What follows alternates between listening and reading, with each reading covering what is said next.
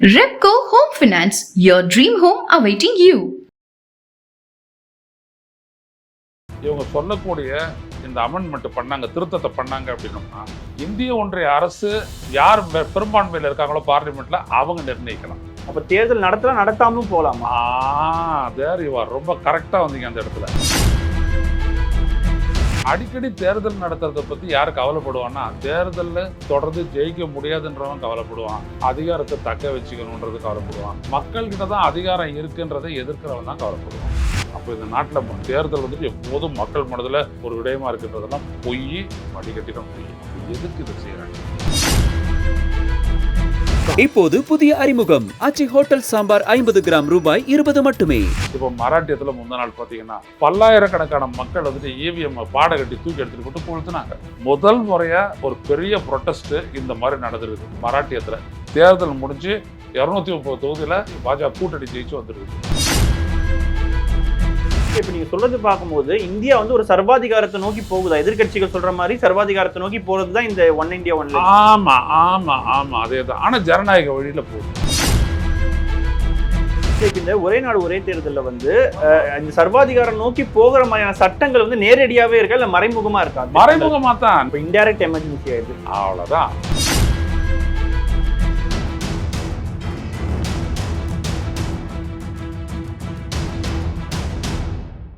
மின்னம்பலம் நேயர்களுக்கு வணக்கம்.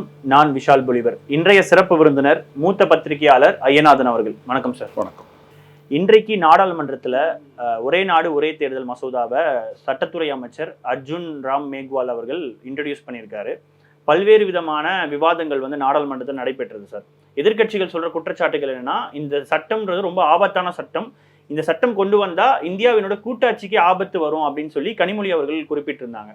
சாமானிய மக்களுக்கு எழக்கூடிய கேள்வி என்ன, ஒரே நேரத்தில் நான் எம்எல்ஏக்கும் எம்பிக்கும் ஓட்டு போட போறேன், இதுல என்ன விதமான ஆபத்துகள் இருக்கு சார் உங்களுடைய பார்வை? இப்ப தேர்தல், ஒரு மாநில சட்டப்பேரவைக்கான தேர்தல் எப்ப நடக்கணும்? நமது நாட்டினுடைய மக்களவைக்கு எப்ப தேர்தல் நடக்கணும்?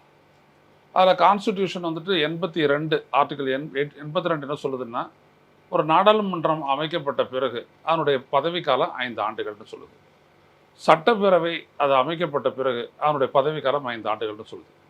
ஸோ எலெக்ஷன் வந்துட்டு 5 ஆண்டுகளினுடைய முடிவில் அது ஏற்படும், நடந்து ஆகணும். அது ஆட்டோமேட்டிக். தேர்தல் ஆணையம் அறிவிக்கை வெளியிடும். அது இதுதான் இப்படி நடந்துட்டு வருது. ஒரு நடுவில் ஒரு வேளை மக்களவை கவிழ்ந்துருச்சு அப்படின்னோம்னா மறுபடியும் மக்களை சந்திக்கணும். மக்களை சந்தித்து மறுபடியும் அவை அமைக்கப்படணும், புதிய அமைச்சரவை பதவி ஏற்கணும், அது தொடரணும். அது ஒரு நாளில் இருக்கலாம், 9 நாளில் இருக்கலாம், 4 வருஷத்துல இருக்கலாம், எப்போ வேணாலும் நடக்கலாம். சட்டப்பேரவை அதே மாதிரி கலைக்கப்படக்கூடிய ஒரு சூழல் ஏற்பட்டுச்சுன்னா அதுலேருந்து 6 மாதத்துக்குள்ளே தேர்தல் நடத்தி மறுபடியும் அமைக்கணும். என்ன அப்படின்னோம்னா, இது மக்களால் தேர்ந்தெடுக்கப்படக்கூடிய ஒரு ப்ராசஸ், ஒரு நடவடிக்கை. அப்போ மக்கள்கிட்ட அதிகாரம் போயிடுது. இப்போ இருக்கும் கான்ஸ்டிடியூஷன் படி, நான் சொன்ன ஆர்டிகல் 83, ஆர்டிகல் 172 ஆகியவற்றின்படி நாடாளுமன்றம், சட்டப்பேரவை ஆகிய இரண்டினுடைய பதவிக்காலம் அவைகளுக்கு உரிய அந்த 5 ஆண்டுகளுக்கு முடிந்துவிட்ட பிறகோ அல்லது இடையிலேயே வேறு காரணங்களுக்காக முடிக்கப்பட்டாலோ உடனடியாக மக்களை சந்தித்து இது பண்ணணும். இதுதான் இன்னைக்கு இருக்கக்கூடிய நிலைமை. இந்த தேர்தலை எப்போ நடத்தணும், எப்படி எவ்வளோ காலத்துக்குள்ளே நடத்தணும் அப்படின்றதெல்லாம் இந்திய ஒன்றிய அரசால் கட்டுப்படுத்த முடியாது. இப்போ இந்த அமெண்ட்மெண்ட் வந்துருச்சுன்னு வச்சுக்கோங்க, இவங்க சொல்லக்கூடிய இந்த அமெண்ட்மெண்ட் பண்ணாங்க, திருத்தத்தை பண்ணாங்க அப்படின்னோம்னா, இந்திய ஒன்றிய அரசு யார் பெரும்பான்மையில் இருக்காங்களோ பார்லிமெண்ட்ல அவங்க நிர்ணயிக்கலாம். அப்ப தேர்தல் நடத்தலாம், நடத்தாமலும் போகலாமா? There you are. ரொம்ப கரெக்டா வந்தீங்க அந்த இடத்துல. இப்போ சட்டப்பேரவை தேர்தல், மக்களவை தேர்தல் எல்லாம் ஒரே நேரத்தில் நடத்தணும் அப்படின்னோம்னா, மக்கள் யாராவது 5 ஆண்டு காலம்லாம் ஏன் இருக்கணும்? அடிக்கடி தேர்தல் வருது, எங்களுக்கு களைப்பா இல்லைன்னு யாராவது சொன்னாங்களா? கேட்டிங்களா? 2014 இதை பேசுறாங்க. அடிக்கடி தேர்தல் நடத்துறதை பற்றி யார் கவலைப்படுவான்னா, தேர்தலில் தொடர்ந்து ஜெயிக்க முடியாதுன்றவன் கவலைப்படுவான், அதிகாரத்தை தக்க வச்சுக்கணுன்றது கவலைப்படுவான், மக்கள்கிட்ட தான் அதிகாரம் இருக்குன்றதை எதிர்க்கிறவன் தான் கவலைப்படுவான். நான் மக்களுக்கு செய்கிறேன், நடவடிக்கைகளை மேற்கொள்கிறேன், மக்கள் தான் என்னை தேர்ந்தெடுக்க போகிறாங்கன்றது தான் விடுதலை பெற்ற நாட்டினுடைய இந்த அரசமைப்பு சொல்லுது. அப்போ நான் என்ன இதில் நிர்ணயிக்க வேண்டியது இருக்குது? மக்கள் தீர்மானிக்க போகிறாங்க. இப்போ விபி சிங்குடைய அமைச்சரவை கவிழ்ந்துச்சு. அதுக்கப்புறம் என்னாச்சு, சந்திரசேகர் தலைமையில் ஒரு அரசு அமைஞ்சிச்சு. அப்புறம் என்னாச்சு, தேர்தல் வந்துச்சு 4 மாதத்தில். 91 தேர்தலில் வந்துட்டோடனே நரசிம்மராவ் தலைமை காங்கிரஸ் கவர்மெண்ட் தலைமையிலான ஒரு அமைஞ்சுது. அது 96 வரைக்கும் இருந்துச்சு. அதுக்கப்புறம் காங்கிரஸும் தோத்துச்சு. நேஷனல் ஃப்ரண்ட் கவர்மெண்ட் வந்துச்சு. அது 98 வரைக்கும் இது பண்ணுச்சு. 98 வாஜ்பாய் வந்தார். வாஜ்பாய் வந்துட்டு ஒரு வருஷத்தில் ஜெயலலிதா கவுத்து விட்டாங்க. 99 தேர்தல் வந்துச்சு. அதுக்கப்புறம் 99 2004 அது இருந்துச்சு. இல்ல இதுலயுமே வந்து மக்கள் தேர்ந்தெடுத்து தானே அரசு அமைக்கணும். ஆமாம் ஆமாம், மக்கள் தான் தேர்ந்தெடுக்கணும். மக்கள் கிட்ட தான் இந்த அதிகாரம், பார்லிமெண்ட்டுக்கு கிடையாது. சட்டப்பேரவை இப்போ எப்படின்னா, ஒரு கட்சி இருக்குது, இட் கேன் ரெக்கமெண்ட், பார்லிமெண்ட்டாக இருந்தாலும் சட்டப்பேரவையாக இருந்தாலும் அதை ரெக்கமெண்ட் பண்ணலாம் to the president or the governor, சட்டப்பேரவையை கலைச்சிருங்க அப்படின்னு அவங்க சொல்லலாம். ஆனால் அதுக்கு முன்னாடி ஆளுநருக்கு பிரசிடென்ட்டுக்கு என்ன வேலைன்னா, வேற ஒரு கட்சி இல்லாட்டி வேற ஒரு தலைமை ஆட்சி அமைக்க முடியுமா அப்படின்றது ஆராயணும் அவங்களுக்கு. That is mandatory on the president or the governor of a particular state. இங்கே என்ன செய்கிறாங்கன்னா, அமெண்ட்மெண்ட் கொடுத்து அந்த பவரை வந்துட்டு பார்லிமெண்ட்டு கொண்டு போகிறாங்க. அரசமைப்பு சட்ட அதிகாரம் நாடாளுமன்றத்துக்கு போனோடனே இவங்க என்ன சொல்கிறாங்க, 2034 அதை நாங்கள் நடைமுறைப்படுத்துவோன்றாங்க. ஏதோ ஒன்று அப்படி சொல்கிறாங்க. அவங்க 26 கூட பண்ணலாம், அது 29 கூட பண்ணலாம். வந்துட்டு உடனே எப்படி கலைக்கிறது அப்படின்னு சொல்லிட்டு அவங்க யோசிக்கிறாங்க. 3 ஆண்டுகள் இருந்தால் போதும், அதுக்கப்புறம் ஒரு மாநில சட்டசபையை வந்துட்டு கலைச்சிட்டு தேர்தலை நடத்தலாம் அப்படின்னு சொல்லிட்டு ஒரு ரெக்கமெண்டேஷன் இருக்குது. யார், ராம்நாத் கோவிந்த் கொடுத்த அந்த ரெக்கமெண்டேஷனில். இதெல்லாம் லைட்டாக வெளியில் வந்துச்சுன்னு வச்சுக்கோங்க. ஆக 5 ஆண்டு காலமும் நீடிக்க போகிற இடம் வந்துச்சு அப்படின்னா, ஒன்று மக்களவை தேர்தல் ஒரு கட்டத்தில் நடக்கும், சட்டசபை தேர்தல் ஒரு கட்டத்தில் நடக்கும். அதனால் என்ன உங்களுக்கு குறைஞ்சி போச்சு? ஒன்றும் கிடையாது. முதல்ல என்ன சொன்னாங்க, நம்ம அதைத்தான் ரொம்ப கவனிக்கணும் மக்களே. முதல்ல இவங்க என்ன சொன்னாங்க, நிறைய செலவாகுதுன்னாங்க. எங்கே செலவாகுதுன்னு நம்ம கேட்டோம், என்னை போன்றவர்கள் கேட்டோம், எவ்வளோ செலவாகுது அப்படின்ட்டு. இல்லை பல்லாயிரக்கணக்கான கோடின்னு. பட்ஜெட்டில் எவ்வளோ அலோகேட் பண்ணதை சொல்லு அப்படின்னு. இப்போ போன பட்ஜெட்டில் அலோகேட் பண்ணது எவ்வளோ தெரியுங்களா? பார்லிமெண்ட் எலெக்ஷனுக்கு 326 கோடி ரூபாய், 326.60 கோடி ரூபாய். அதில் தேர்தல் நடத்துறதுக்கு மட்டும் பார்த்தீங்கன்னா 306 கோடி ரூபாய். இவ்வளோதான். இது தனி மாநில தேர்தலும் இருக்குல்ல சார்? இருக்கட்டும், பார்லிமெண்ட் நாடு முழுவதும் நடத்தக்கூடிய பார்லிமெண்ட் தேர்தலுக்கே உங்களுக்கு 306 கோடி தான்னா, சட்டப்பேரவை தேர்தலுக்கு உங்களுக்கு எவ்வளோ வரப்போகுது? ஒரு வருடம் முழுவதும் தேர்தல்களை நடத்துறதுக்கு எல்லா மாநிலங்களும் நீங்கள் சொன்ன மாதிரி பார்லிமெண்ட் எல்லாமே சேர்த்து 2024க்கு 1100 கோடி ரூபாய். இதில் வந்துட்டு இவிஎம் மிஷின் வாங்கிறதுக்கு எல்லா விதமான எக்ஸ்பென்சஸும் அடக்கம். எவ்வளோ தான் நம்மளுடைய தேர்தல் செலவே. இன்னும் நல்ல சொல்ல போனால் 5 ஆண்டு காலத்திற்கு தேர்தல்களை நடத்த ஆகக்கூடிய மொத்த செலவு 4100 கோடி ரூபாய். 116 கோடி கொடுத்தோம்னா 19 லட்சம் மிஷின் வாங்கலாம், இவிஎம் மிஷின். இப்போ புரிஞ்சுக்கிறதுங்களா? தவிர வேறு என்ன இருக்குது? எலெக்ஷன் நடத்துறதுக்காக ஏதாவது பில்டிங் கட்ட போகிறீங்களா? இருக்கிற ஸ்கூலில் ஒரு வகுப்பறையை வந்துட்டு கிளியர் பண்ணி கொடுத்துட்டு, கட்டையை கட்டிட்டு டேபிளை போட்டுட்டு ஒரு கார்ட்போர்டு எடுத்து இப்படி வச்சுட்டு பூத்துன்றீங்க, இதானே? அதெல்லாம் பார்த்தீங்கன்னா ஒருத்தர் சலோ டேப் வச்சு ஓட்டிட்டு இவ்வளோ தான். எந்த எக்ஸ்பென்சஸுமே கிடையாது. நான் அதை தாண்டி அவங்க சொல்றது கவர்மெண்ட் ஃபோர்ஸஸ் வந்து இதில் பயன்படுத்துறாங்க சார், குறிப்பாக மிலிட்ரி, போலீஸ், டீச்சர்ஸ், அரசு அதிகாரிகள், அதெல்லாம் சேர்த்து தான் சொல்ல வர்றது. அதெல்லாம் சேர்த்து தான். நான் செலவுகளை சொல்லலை, அவங்களுடைய சக்தி வந்து இதுக்கு பயன்படுத்தப்படுது இல்லை எக்ஸ்டர்னலா. சரிதான். மற்றபடி அந்த போலீஸ் அந்த சக்தி எங்கே பயன்படுத்தப்படுது? ரோட்டில் வந்துட்டு சீஃப் மினிஸ்டரோ பிரைம் மினிஸ்டரோ வந்தாங்கன்னா அவங்கள காவல் காக்கிறதுக்கு செக்யூரிட்டியாக பயன்படுத்தப்படுது. இதை விட இது பெட்டர் இல்லையா? 5 வருஷத்துக்கு ஒரு முறை இப்படி வர்றது தவறு ஒன்றும் இல்லையா? எது முக்கியத்துவம் வாய்ந்ததுன்றதை நீங்கள் பார்க்கணும். நான் சுதந்திரத்தின் மூலம் நமது மக்களுக்கு கிடைச்ச உரிமை வாக்குரிமை, அதை பயன்படுத்துறதுக்கு முன்னுரிமை கொடுப்பீங்களா, இல்லை அரசு ஊழியருக்கு வேலை எக்ஸ்ட்ரா ஆகுதுன்னு சொல்லுவீங்களா? அவருக்கு ஒன்றும் இல்லை, அவர் அங்கே செய்ய வேண்டிய வேலைக்கு செய்ய போகிறாரு ஒரு நாள், அவ்வளோதான். அதுக்கும் அவர் துட்டுலாம் வாங்குறாரு, அலவன்ஸ் எல்லாம், அதெல்லாம் வேறு விஷயம். எவ்வளோ நடக்குது. என்ன சொல்ல வர்றேன் அப்படின்னா, இது கிடையாது. 2வது விஷயம் என்னென்னா, தேர்தல்கள் வந்து நலத்திட்டங்களை நிறைவேற்றுவதில் ஒரு இடையூறாக குறுக்கீடாக இருக்கிறது அப்படின்னா. ஆனால் உண்மை என்ன, தேர்தல் அறிவிக்கிறதுக்கு முன்னாடி என்னென்ன நலத்திட்டங்களெல்லாம் நீங்கள் அறிவிச்சிங்களோ, திட்டங்களை அறிவிச்சிங்களோ, அதையெல்லாம் தேர்தல் நேரத்தில் கூட நடைமுறைப்படுத்துறதுக்கு எந்த தடையும் கிடையாது. தேர்தல் அறிவிச்சிட்ட உடனே தான் நீ எதையும் அறிவிக்கக்கூடாது. ஸோ அப்போ இதுக்கும் சம்பந்தம் இல்லை, இடையூறு கிடையாது. இது 2 காரணத்தை தான் சொன்னாங்க, அவ்வளோதான். எப்போதும் மக்கள் வந்துட்டு ஒரு தேர்தல் மனநிலையே இருக்கிறாங்க அப்படின்னு. அப்போ ஆட்சியை கவுக்காதீங்க, ஆளுநர் வச்சு விளையாடாதீங்க. விளையாடாதீங்கன்னா ஏன் அது எப்போதும் மக்கள் அந்த மனநிலையில் இருக்காங்கன்னா, நீங்கள் மக்கள்கிட்ட போயிட்டு கேட்டு பாருங்க, எப்போ தேர்தல் தொடர்பாக நீங்கள் திங்க் பண்ணி முடிவெடுப்பீங்க ஓட்டு யாருக்கு போடுறதுன்னா, அது ஒரு 2 நாளைக்கு முன்னாடி தான்ப்பா. அப்போ அது வரைக்கும் அவங்க தேர்தலை பொறுத்தோ வேட்பாளரை பொறுத்தோ இந்தியாவில் யாரையும் யோசிக்கிறது இல்லை, ஒன்றுமே கிடையாது. ஒன்று சின்னத்துக்கு போட போகிறேன், கட்சிக்கு போட போகிறேன், தலைவனுக்கு போட போகிறேன்றாங்களே தவிர தங்களுடைய தொகுதியில் தாங்கள் ஓட்டு போடக்கூடிய வேட்பாளர் யாருன்னே பலருக்கும் தெரியாது. நான் எம்ஜிஆருக்கு போட்டேன், கருணாநிதிக்கு போட்டேன், இப்படி தான் சொல்லிட்டு இருந்தாங்க எவ்வளோ காலமும். அப்போ இந்த நாட்டில் தேர்தல் வந்துட்டு எப்போதும் மக்கள் மனதில் ஒரு விடயமாக இருக்கின்றதெல்லாம் பொய், வடிகட்டிதான் பொய். அப்போ எதுக்கு இதை செய்கிறாங்க? அவங்களுக்கு என்ன அப்படின்னோம்னா, 2009 இந்த நாட்டில் நடைபெறக்கூடிய தேர்தல்கள்லாம் இவிஎம்மை வச்சு அவங்க வந்துட்டு சுழிக்கிறாங்க. இது ரொம்ப நாள் நீடிக்க முடியாது. மக்கள் பார்க்குறாங்க, இல்லைடா அது நம்ம ஒரு பக்கம் ஓட்டு போட்டால் இந்த ஒரு பக்கம் யாரும் ஜெயிக்கிறாங்க அப்படின்லாம் பார்த்துக்கிட்டு வராங்க.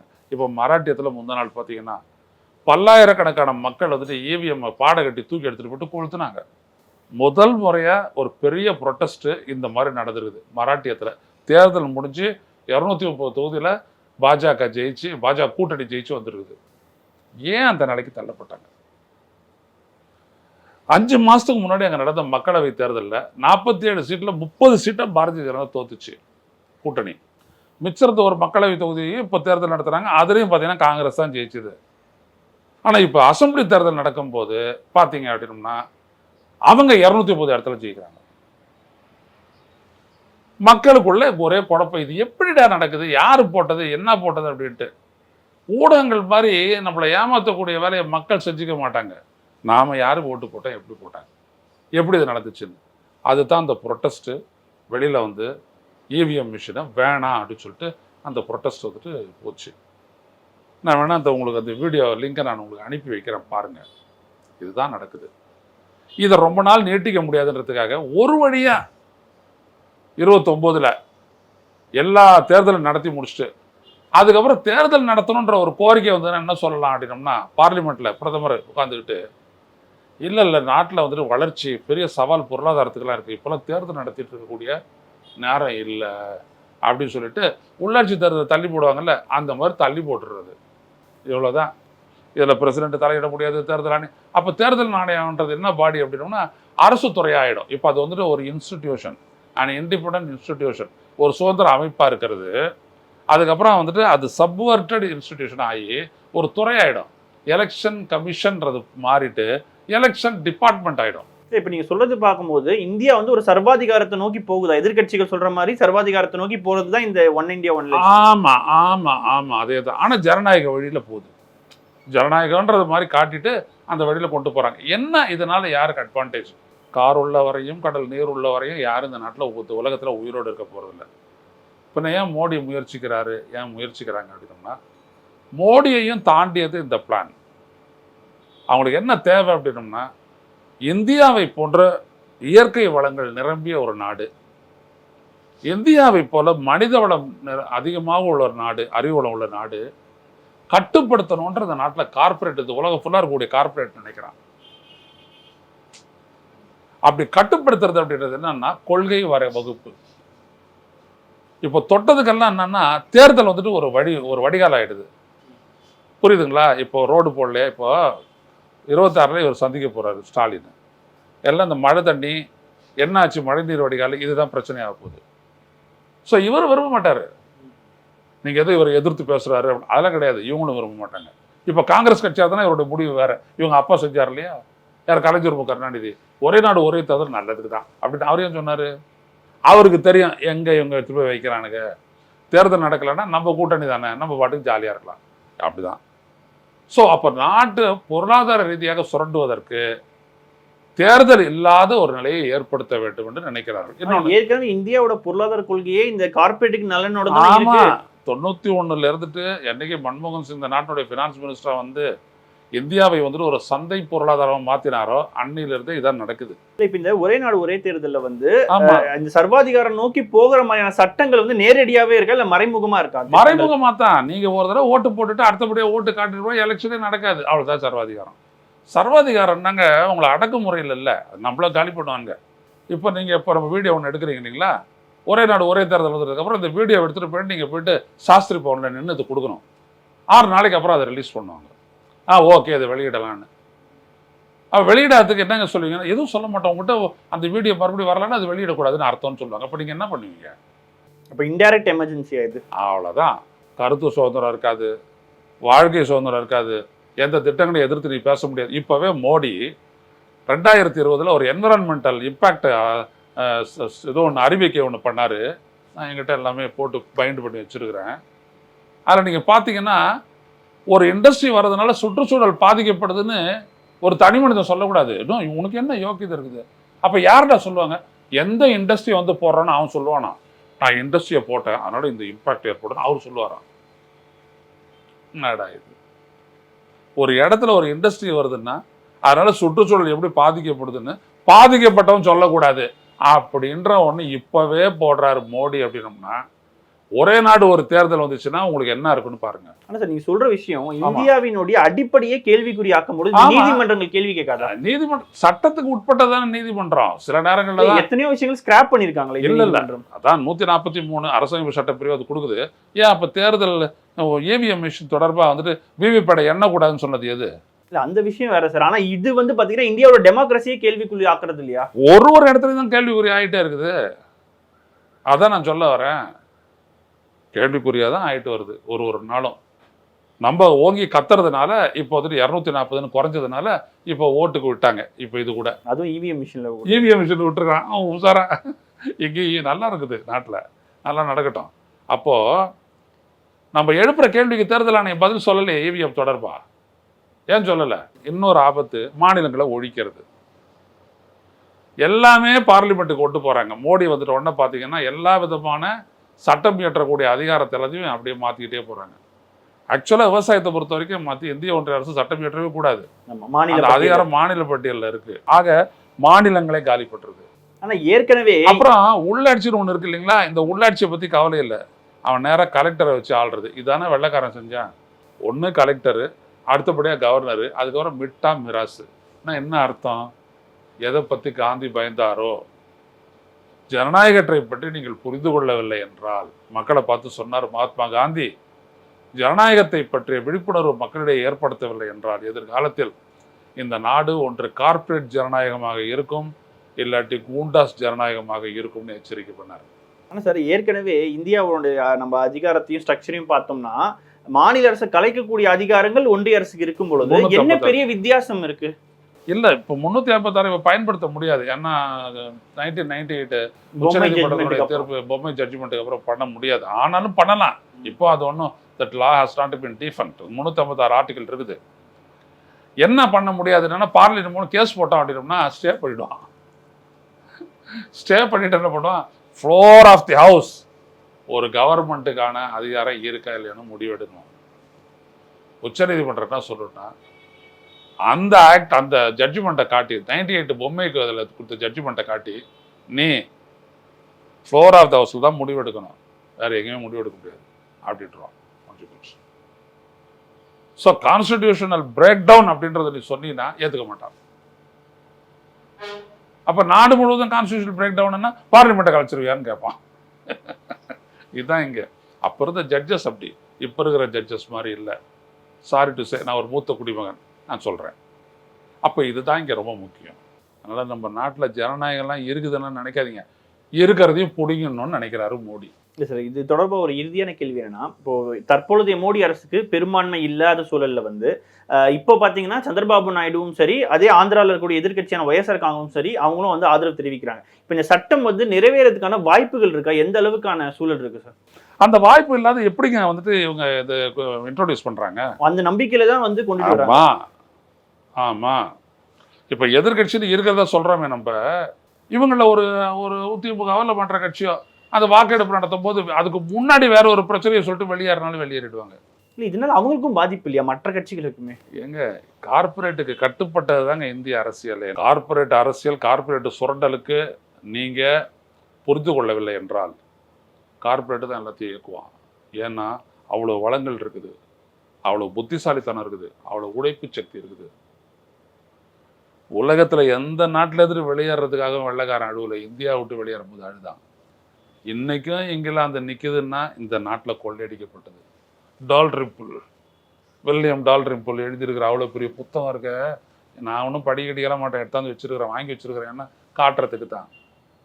ஒவ்வொரு நாளும் சில மில்லியன்ஸ் ஆஃப் பவுண்ட்ஸ் இந்த நாட்டில் இருந்துட்டு பவுண்டடு லூட்டடு எல்லாம் தெரிஞ்சுக்கங்க அப்படின்றதுக்காக தான். நிச்சயமா சார். பல்வேறு கேள்விகளுக்கு மிக ஆழமாக பதில் தந்தமைக்கு நன்றி sir. Repco Home Finance, your dream home awaiting you.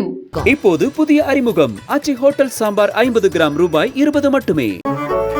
மின்னம்பலம்.com தமிழின் முதல் மொபைல் பத்திரிகை.